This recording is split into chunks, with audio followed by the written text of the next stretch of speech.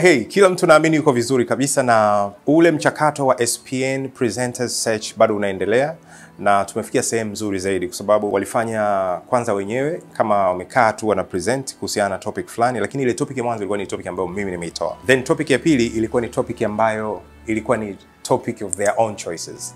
Topic ya chaguo lao wenyewe ambao waliamua. Na hapa tunataka tuangalie uwanja mpana zaidi kwamba tukikupa topic ya kusema kitu fulani unaweza ukasema, lakini je, tukikuachia bila topic unaweza ukaleta topic ya namna gani? Kwa hiyo ilikuwa ni sehemu nyingine pia ya kuangalia kwamba katika uwanja huu wa maudhui, wa kutengeneza maudhui yenye tija au maudhui ambayo ni constructive, mtu anaweza akaleta nini? Na majibu yamepatikana kwa kweli. Tumeona content ni nzuri sana. Kwa zile content ambazo zimetengenezwa hapa, siamini kwamba unaweza ukasema tu eti hizi ni za mashindano au watu walikuwa wanajaribu kupata nafasi. No.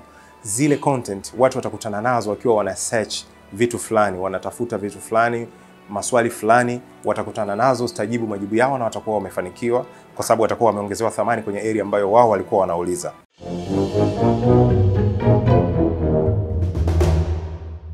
Now this week. Mwanzo nilikuwa nimeplani kwamba wiki hii tufanye interviews, yani kwamba hawa washiriki wote waweze kuwafanyia mahojiano wafanya biashara au wajasiriamali ambao mimi nilikuwa nimewapanga, lakini bahati mbaya kutokana na kwamba leo ni Jumamosi na mida ilivyokaa, wengi tumekosa kuwapata kwa wakati. Kwa hiyo wengi wamesema kwamba tutawapata labda wakati mwingine, lakini kaona sio mbaya. Kwenye uwanja wa wabunifu hakikosekani cha kufanyika. So tulichoamua kufanya leo ni kwamba hebu tuangalie hawa watu sehemu kubwa au wote wataingia kwenye team, si ndio?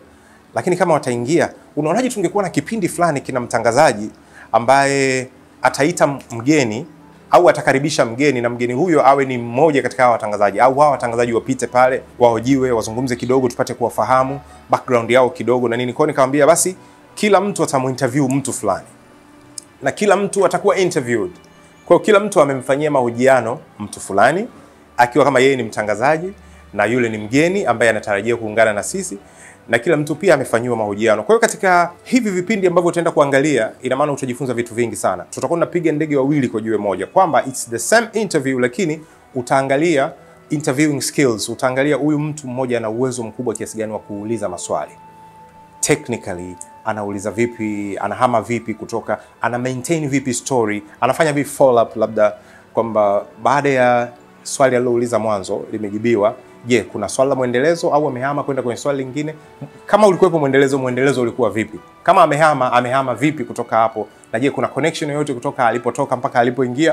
Kwa hiyo kuna vitu vingi sana tunaenda kuangalia. Lakini at the same time, kwa nini tunaua ndege wawili kwa jiwe moja? Ni kwamba wakati ukimtazama anayefanya interview, muulizaji maswali, moja kwa moja pia unapata kitu fulani kutoka kwa anayehojiwa, anayejibu maswali, anajibu vipi, ana respond vipi, kwamba maswali mengine ni ya kushtukiza, ni swali ambalo labda hakulitarajia, hakulitegemea, lakini amelijibu vipi. Kuna maswali mengine hii swali gumu kuulizwa lakini je, kalijibu vipi?